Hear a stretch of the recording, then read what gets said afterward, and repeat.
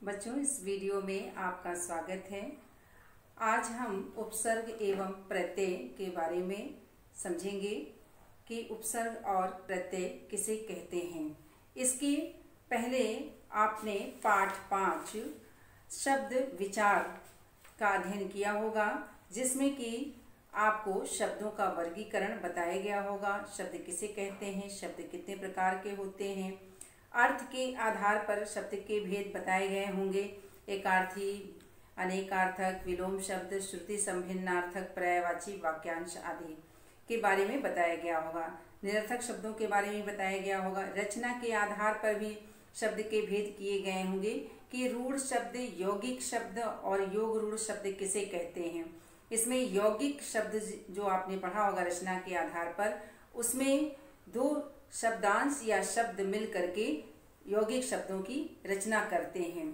तो उसी क्रम में हम ये आगे बढ़ेंगे। समास की भी रचना होती है, दो या दो से अधिक पदों के मिलकर के और इसमें हम एक क्रम और आगे बढ़ेंगे कि शब्दों की रचना में कि शब्द जो है उपसर्ग एवं प्रत्यय से भी मिल करके बनते हैं और नए नए शब्दों की हम रचना करते हैं अपने भावों को, विचारों को व्यक्त करने के लिए। अब ये पाठ में जो उपसर्ग एवं प्रत्यय है, इसको अंग्रेजी में प्रीफिक्स एंड सफिक्स कहते हैं। आप इसको अंग्रेजी के में भी पढ़ते होंगे। उपसर्ग जो ये चित्र है आपके बुक में, ये आप देख रहे होंगे, ये चित्र है, दिख रहा होगा। आप अपनी बुक खोल लें प्लीज और देखें। यहाँ पर ये आदर शब्द लिखा हुआ है। चित्र एक महिला बैठी हुई है और एक बच्चा जो है वो पैर छू रहा है, तो ये उसके प्रति सम्मान प्रकट कर रहा है। और दूसरा है अनादर शब्द। यहाँ पे वो एक बच्चा है, एक बड़े पुरुष को बाहर, घर से बाहर जाने का संकेत दे रहा है, तो यहाँ पर ये बच्चा इसका अनादर कर रहा है। तो अब देखिए इस शब्द में कैसे परिवर्तन हुआ, इसके अर्थ में कैसे परिवर्तन हुआ है। आदर, यहाँ पर आदर कर रहा है, लेकिन उसके पूर्व ही ये अन जो रेड कलर से लिखा हुआ है, अन आदर, अनादर, अन जुड़ करके जो कि उपसर्ग कहा जाता है, उपसर्ग शब्दांश है और इसके अर्थ में बिल्कुल अलग अर्थ प्रदान कर रहा है। ये आदर है और इसका बिल्कुल विपरीत अर्थ, उल्टा अर्थ अनादर, अपमान करना, ये प्रकट कर रहा है। तो इस प्रकार जो है हम आदर जो ये मूल शब्द है उसके आगे अन जुड़ जाने से अर्थ में परिवर्तन आ गया है और नया शब्द अनादर बना है। तो मूल शब्दों के आगे जोड़े जाने वाले ये शब्द उपसर्ग होते हैं। इसकी परिभाषा आप देख सकते हैं। वे लघुतम शब्दांश जो मूल शब्द के प्रारंभ में जुड़कर उनके अर्थ में परिवर्तन कर देते हैं, उन्हें उपसर्ग कहते हैं। अब यहाँ पर उदाहरण आप देख लीजिए। और ना दर, अनादर है ये, इसमें अन उपसर्ग और ये आदर मूल शब्द जुड़ रहा है, मिलकर के अनादर बन रहा है। तो यहाँ पर ये विपरीत अर्थ प्रदान कर रहा है। तो वे लघुतम शब्दांश, ये लघुतम शब्दांश है। अन जो है ये लघुतम मतलब छोटा शब्दांश है, शब्द का टुकड़ा है, शब्द नहीं है। तो लघुतम शब्दांश जो मूल शब्द क्या है, ये आदर मूल शब्द है और इससे इसके प्रारंभ में जुड़कर, क्या प्रारंभ में, पहले आदर के पहले अन जुड़ रहा है, प्रारंभ में जुड़ रहा है और जुड़कर उनके अर्थ में परिवर्तन कर देते हैं। क्या कर रहे हैं, आदर का अनादर, बिल्कुल आदर मतलब सम्मान देना और अनादर मतलब उसका अपमान करना, बिल्कुल विपरीत अर्थ प्रदान कर रहे हैं। तो इन्हें ही हम, जो ये शब्दांश हैं, अन शब्दांश है, उन्हें ही हम उपसर्ग कहते हैं। अब इस आधार पर हम उपसर्गों की विशेषताएं बता सकते हैं कि उपसर्ग की क्या विशेषताएं होती हैं। सबसे पहले कि ये शब्दांश होते हैं, ठीक है, ये प्रारंभ में जोड़े जाते हैं और ये शब्दांश होते हैं। स्वतंत्र प्रयोग इनका नहीं होता है, कभी भी उपसर्ग का स्वतंत्र प्रयोग नहीं होता है। स्वतंत्र प्रयोग करने पर ये अपना अर्थ नहीं उतने अच्छे से दे पाएंगे, इनका प्रयोग होता ही नहीं है स्वतंत्र। अर्थ होता है उपसर्ग का, लेकिन इनका स्वतंत्र प्रयोग नहीं होता है। जब भी प्रयोग करेंगे किसी भी मूल शब्द के साथ प्रारंभ में जोड़ करके ही हम इसका प्रयोग करेंगे। अब आता है मूल शब्द का अर्थ बदल जाता है। उपसर्ग, तीसरी विशेषता क्या हुई कि उपसर्ग जुड़ने पर जो मूल शब्द का अर्थ है उसका अर्थ बदल जाता है, या तो उसमें उस अर्थ के अर्थ में विशेषता ला देता है और वृद्धि कर देता है, या उसके अर्थ का विपरीत अर्थ प्रदान करता है। अब इस आधार पर हम उपसर्ग के प्रकार बता सकते हैं, और इसके 4 प्रकार होते हैं। इसके कितने प्रकार होते हैं? 4 प्रकार होते हैं। पहला जो है संस्कृत के उपसर्ग। संस्कृत के उपसर्ग आपके उसमें बुक में दिया हुआ है। संस्कृत के उपसर्ग पहला,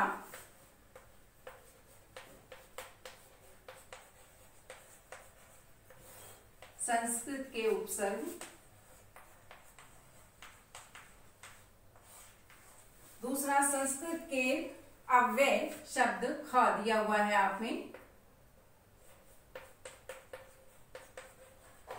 संस्कृत के अव्यय, ये भी प्रारंभ में जुड़ते हैं, किसी भी मूल शब्द के प्रारंभ में जुड़ते हैं। और तीसरा, हिंदी के उपसर्ग। हिंदी के उपसर्ग।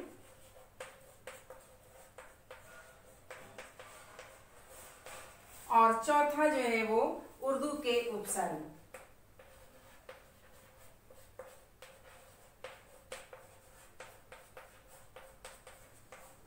उपसर्ग। अब हम इनके बारे में आपके पुस्तक में जो पेज दिया हुआ है, पेज नंबर 49, पेज नंबर 50 पे जितने भी हैं उपसर्ग दिए हुए हैं, उनका एक एक शब्दों का मैं विस्तार से वर्णन करूंगी, उसको समझाऊंगी, उसके अर्थ को समझाऊंगी, और किस प्रकार वे जुड़े हुए हैं, उनमें क्या परिवर्तन हुआ है, क्या बदलाव हुआ है, ये सब मैं विस्तार से आपको समझाऊंगी इसी वीडियो के माध्यम से, पेज को दिखा करके। संस्कृत के उपसर्ग, पहला जो प्रकार है उपसर्ग का, संस्कृत के उपसर्ग। यहाँ पर उपसर्ग दिया हुआ है सबसे पहले, फिर उसका अर्थ दिया हुआ है, और फिर उसके साथ बने हुए शब्द उदाहरण के रूप में दिए हुए हैं। अ उपसर्ग है। अ का अर्थ है नहीं, अभाव, कमी। अभाव का मतलब, अब इसके साथ मिल करके बने हुए शब्द हैं अ खंड मूल रूप, अ नाथ मूल शब्द, अ उपसर्ग ज्ञान मूल शब्द, अ उपसर्ग धर्म मूल शब्द, अ उपसर्ग चल मूल शब्द। इसके बाद दूसरा है उपसर्ग अन। इसमें हलंत लगा हुआ है, इसमें स्वर नहीं है। हलंत का अर्थ है ये आधा व्यंजन है और ये इसमें स्वर नहीं मिला हुआ है। इसका अर्थ है नहीं, अभाव। अनाचार, अनादि, अनादर, अनुपस्थित, अनुपस्थित। अब यहाँ ध्यान देने की बात है कि अन ये स्वर नहीं मिला हुआ है, और इस शब्द में देखिए आचार, अन धन आचार, ये दो शब्दांश और शब्द मिल करके क्या बनते हैं? अनाचार। न पर ये न का आचार का आ स्वर मिल जाता है, इसलिए अनाचार बन जा रहा है शब्द। अनादि, अन धन आदि, अनादि। इसी प्रकार अन धन आदर, अनादर। ये आधा न पूरा आ स्वर मिल करके पूरा बन जा रहा है अनादर। अन धन उपस्थित, अन है इसमें मात्रा लग जा रही है ऊ की, और उपस्थित, अनुपस्थित शब्द बन रहा है। अति उपसर्ग है अधिक, इसमें अतिरिक्त, अति सुंदर, अत्यंत और अतिशय शब्द है बना हुआ। अति माने अधिक, यहाँ अति धन रिक्त, रिक्त शब्द है मूल शब्द, और अति, और ये है अति सुंदर। अति उपसर्ग है, सुंदर मूल शब्द है। अति धन अंत, अत्यंत, यहाँ यण संधि के नियम का प्रयोग हुआ है।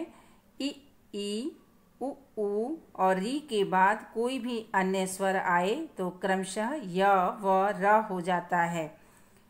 यहाँ पर भी जो है इसी प्रकार का नियम लागू हुआ है और अति का ई और अंत का अ मिल करके य बने हैं और आधा त ये हो गया अत्यंत। अतिशय, अतिशय में भी ये शय मूल रूप है शब्द का और ये संस्कृत का शब्द है। चूंकि ये संस्कृत के उपसर्ग संस्कृत शब्दों के साथ ही मूल शब्दों के साथ लगते हैं और शी सोना ये धातु है उसके साथ अच प्रत्यय लग करके बना हुआ है शय और ये इसका मतलब है कि अत्यधिक। अतिशय का मतलब यहाँ सोना से नहीं, अत्यधिक सोने से मतलब नहीं है। यहाँ अतिशय का मतलब है बहुत अधिक, बहुत ज़्यादा। अधि ऊपर बड़ा, अधिकार, अधिपति, अधिष्ठान। यहाँ पर कार क्री धातु में घ्य प्रत्यय लग करके कार शब्द बना है, ये संस्कृत का शब्द है। और अधिकार मतलब किसी पर भी किसी नियम कानून संपत्ति के आधार पर उस पर आधिपत्य होना, उस पर उसका अधिकार होना, ये अर्थ है इसका। अधिपति माने स्वामी। अधिष्ठान ये अधि उपसर्ग के स्था धातु के साथ लग करके अधिष्ठान बना हुआ है अर्थात रहने का स्थान, रहने का स्थान। अभी का मीनिंग है, अर्थ है तरफ, सामने, अभिनेता, अभिनय, अभिधर्म, अभिनव। इन दोनों का आपको अर्थ पता होगा। अभिधर्म का अर्थ है श्रेष्ठ धर्म और अभिनव का अर्थ है बिल्कुल नया। इसी प्रकार अनु पीछे समान, अनुकरण, अनुचर, अनुरूप, अनुशीलन। अनुकरण, अनुरूप, अनुचर, अनुशीलन। अनुशीलन का अर्थ है नियमित अध्ययन करना, अभ्यास करना। अनु का मतलब पीछे चलना होता है, इसलिए अनुकरण का अर्थ है कि किसी की नकल करना। अनुरूप किसी के समान होना। अनुचर अर्थात नौकर, किसी के पीछे चलने वाला। अनुचर, चर मतलब चलने वाला। फिर उसके बाद अप है, अप उपसर्ग है, इसका अर्थ है बुरा, विरुद्ध, अपमान, अपयश, अपकार, अपकीर्ति। फिर अव बुरा, हीन। अव का अर्थ है बुरा, हीन के अर्थ में इसको लगाया जाता है उपसर्ग। अवगुण, गुण मतलब गुड़ वाला होता है। अवगुण मतलब गुण नहीं है जिसके, बुरा है। अवनति, उन्नति का अर्थ होता है ऊपर जाना। अवनति लगा दिया, अव लगा दिया जाता है नति तो अवनति हो जाता है, नीचे की तरफ आ जाता है। अवशेष बचा हुआ। अवमानना मतलब अपमान होता है। फिर आ उपसर्ग का अर्थ है तक और पूर्ण। आगमन, आदान, आचरण, आजीवन। आजीवन मतलब पूरे जीवन तक, तो यहाँ पे ये तक का ये अर्थ यहाँ पर होगा। आगमन मतलब आना, आदान देना, आचरण मतलब आपका चरित्र। उत यहाँ पे देखिए हलंत लगा हुआ है, इसका अर्थ है ऊंचा, श्रेष्ठ। उत्थन, थान, उत्थान ऊपर उठना। उत्कर्ष इसका भी मीनिंग वही है, ऊपर जाना। उत्पथ, उत्कंठ मतलब पूरे गले तक आना। उत्कंठ, कंठ मतलब गला। उप छोटा, समीप, इसके लिए प्रयोग करते हैं हम इस उपसर्ग का। उपकार, कार मतलब करना, उपकार करना, किसी के लिए कुछ करना। उपदेश, उपवन, उपपुराण। फिर दुर है उपसर्ग, बुरा, कठिन, दुर्लभ, दुर्गुण, दुराचार, दुर्लभ। इसमें आप देख रहे होंगे यहाँ पर ये हलंत लगा हुआ है, ये आधा र है, इसलिए दुर धन बल, तो ये आधा र ये ऊपर रेफ वाले र में बदल गया है, दुर्बल, दुर्गुण। यहाँ पे दुर्धन आचार है तो ये स्वर यहाँ पर र के साथ मिल गया है, इसलिए दुराचार बन गया है, दुर्लभ। नि अच्छी तरह, निबंध, निवेदन, नियोजन, नियम। फिर परा, परा का अर्थ है अधिक, उल्टा। इसके लिए हम प्रयोग करते हैं उपसर्ग का अर्थ परिवर्तन करने के लिए। जय के साथ पर परा लगा देंगे तो पराजय बन जाएगा। क्रम के साथ परा उपसर्ग लगाया तो पराक्रम बन गया। पराधीन, अधीन के साथ परा लगाया तो पराधीन हो गया। परास्त, परास्त, पराधन, अस्त, परास्त। इसका अर्थ आप लोग जान रहे होंगे, हराना, परास्त मतलब पराधीन मतलब किसी के अधीन होना। फिर पराक्रम, किसी की वीरता, उसकी बहादुरी आदि को पराक्रम हम कहते हैं। वि उपसर्ग है, उल्टा इसका अर्थ है, विशेष के अर्थ में इसको हम लगाते हैं। योग, वि धन योग वियोग, वि धन शेष विशेष, वि धन ज्ञान विज्ञान विशेष ज्ञान, वि धन अलग विलग हो गया अलग होना। फिर सम उपसर्ग है, पूर्ण और अच्छा के अर्थ में लगाते हैं हम। सम धन पत्ति संपत्ति, सम धन मान सम्मान, सम धन पूर्ण संपूर्ण, सम धन मुख सम्मुख। यहाँ चूंकि हलंत लगा हुआ है तो सम धन मुख सम्मुख, यहाँ आधा म हो गया। फिर प्रति और विरुद्ध इसका अर्थ है। प्रतिकूल, प्रतिधन ध्वनि प्रतिध्वनि, प्रतिधन निधि प्रतिनिधि, प्रतिधन स्था प्रतिष्ठा, निर्रहित बाहर, निर्मल निर्धन निर्बल निर्गुण निर्जन निर्वसन। ये आप रेफ वाला र लग रहा है, चूंकि ये र में हलंत है इसलिए ये पूरा का पूरा ये रेफ वाले रा यहाँ पे लगे हुए हैं। स मतलब साथ, सपरिवार, सक्रिय, सक्रिय, सक्रिय। स धन्यवाद, धन्यवाद के साथ, सफल, सफल। सु मतलब अच्छा, सहज, तो सुगम, गम मतलब जाना, सरल, सुगम होता है इसका अर्थ सरल। सुकर्म अच्छा काम, सुलभ, लभ मतलब प्राप्त होना, संस्कृत का ये शब्द है। सुलभ मतलब अच्छी तरह से प्राप्त हो जाना, आसानी से प्राप्त हो जाना। सुयश, यश मतलब कीर्ति, अच्छी कीर्ति। स्व अपना अर्थ है इसका स्वराज, स्वच्छंद, स्वच्छंद, स्वतंत्र और स्वार्थ। अब संस्कृत के दूसरे उपसर्ग को देखते हैं। संस्कृत के अव्यय, ये संस्कृत के अव्यय शब्द होते हैं और ये जुड़ करके नए नए शब्दों की रचना करते हैं, उनको नया अर्थ देते हैं। जैसे कु उपसर्ग है, इसका अर्थ होता है बुरा, तो पुत्र के आगे कु उपसर्ग लगा देंगे तो कुपुत्र बन जाएगा। समय के आगे कु लगा देंगे तो कुसमय मतलब बुरा समय। कुमार्ग बुरा मार्ग, बुरा रास्ता। संग के आगे कु लगा दिया तो कुसंग बुरी संगति। अधः मतलब नीचे, अधोपतन, अधोगति, अधोमुखी, अधोभूमि। ये अधः के नाते ये जो विसर्ग लगा हुआ है इसके नाते यहाँ विसर्ग बदल करके ओ में बदल जाता है। ये संधि के नियम इसमें लागू हो रहे हैं। अधोगति, अधोमुखी, अधोभूमि। फिर चिर, चिर मतलब बहुत, चिर परिचित बहुत दिनों से परिचित। चिरकाल बहुत समय से। चिरजीवी बहुत दिनों तक जीवित रहने वाला चिरजीवी कहलाता है। अंतर अर्थ है इसका अंदर, अंतर का अर्थ क्या होता है अंदर। अंतरराष्ट्रीय राष्ट्रों के बीच में। अंतरात्मा अपनी आत्मा के अंदर। अंतरदेशीय अंतरदेशीय देश जो है आपस में राज्य के अंदर ही बीच में, इसका अर्थ है कि देशों के बीच में। फिर पुरा का अर्थ है प्राचीन, पुरातन, पुरातत्व, पुराजीव, पुराकाल। पुरातन माने बहुत पुराना, पुरातत्व पुरानी चीजें, पुराजीव पुराना जीव, पुराकाल पुराना समय। पुनर मतलब फिर, यहाँ पे र पे हलंत लगा हुआ है। आप देखिए इसके लिए इसके कारण क्या होगा, यहाँ पर आपकी मात्रा ऊपर जाएगी र की। पुनर्निर्माण, पुनः धन, पुनर्धन निर्माण, पुनर्निर्माण। पुनरागमन, आगमन, पुनर और आगमन जुड़ करके पुनरागमन। यहाँ पर पूरा रा हो जाता है इसलिए यहाँ पर रेफ वाला रा नहीं लगे, पुनरागमन।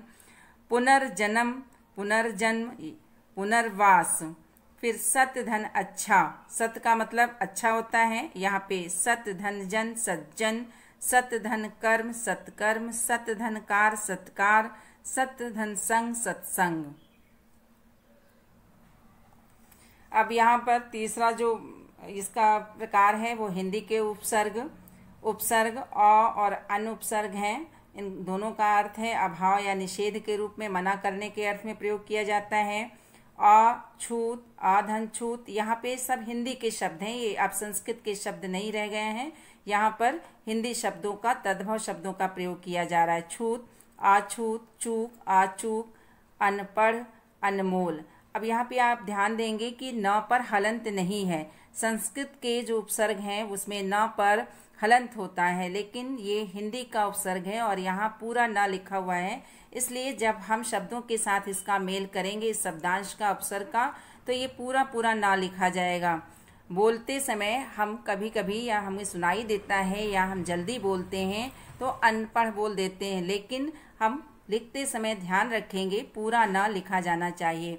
अनपढ़ बोलते समय भी और लिखते समय भी ये ध्यान देना चाहिए। अनपढ़, अनमोल, ये हिंदी का उपसर्ग है और हिंदी तद्भव शब्दों के साथ ये जोड़े जाते हैं। फिर अध है, आधा, अध का अर्थ है आधा। अध पका, अध खिला, अध मरा, अध कचरा।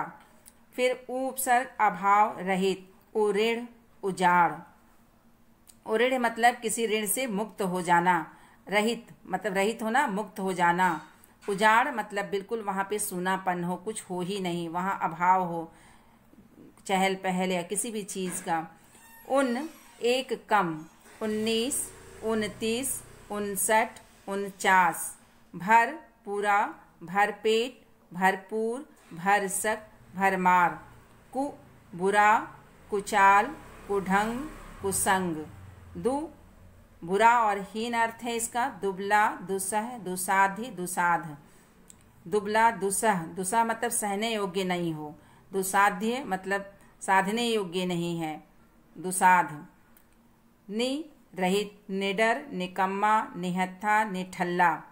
बिना काम का, निहत्था बिना हथियार के, निकम्मा बिना काम वाला, निडर माने बिना डर के, ये अर्थ हैं इनके। उर्दू के उपसर्ग अर्थ ना, नहीं, अभाव से बने शब्द हैं। नापसंद, नालायक, नादान, नासमझ।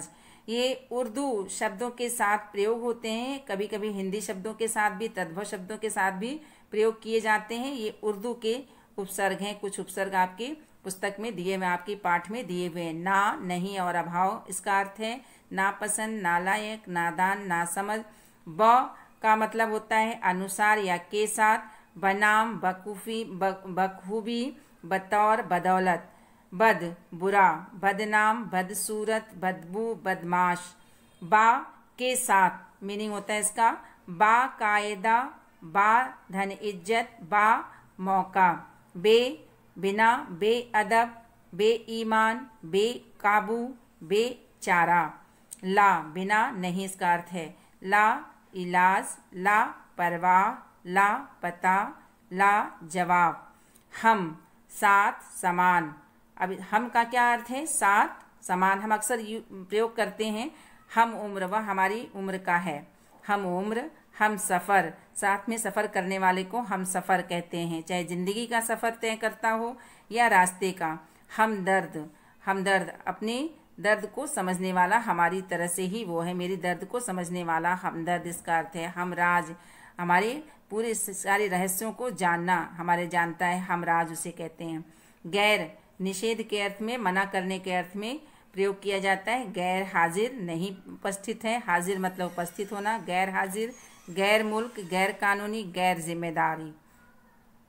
आओ दोहराएं, उपसर्ग, अब ये दोहराएं, इसमें क्या है कि फिर से एक बार हम बताते हैं कि उपसर्ग शब्दांश होते हैं, अर्थात शब्द के टुकड़े होते हैं, ये पूरे शब्द नहीं होते हैं। ये शब्द के प्रारंभ में लगकर शब्द के अर्थ को बदल देते हैं। शुरू में, प्रारंभ मतलब शुरू में, उपसर्गों का स्वतंत्र प्रयोग नहीं होता है, ये स्वतंत्र प्रयोग नहीं किए जा सकते। ये जितने भी उपसर्ग हैं इनका स्वतंत्र प्रयोग कहीं पर नहीं होता है, ये निश्चित रूप से किसी भी मूल शब्द के साथ जुड़े होते हैं। हिंदी में 4 प्रकार के उपसर्ग प्रयुक्त होते हैं। सबसे पहला संस्कृत के उपसर्ग, फिर संस्कृत के अव्यय शब्द उपसर्ग के रूप में प्रयोग किए जाते हैं, और तीसरा हिंदी के उपसर्ग, और चौथा उर्दू के उपसर्ग। अब हम आते हैं प्रत्यय पर।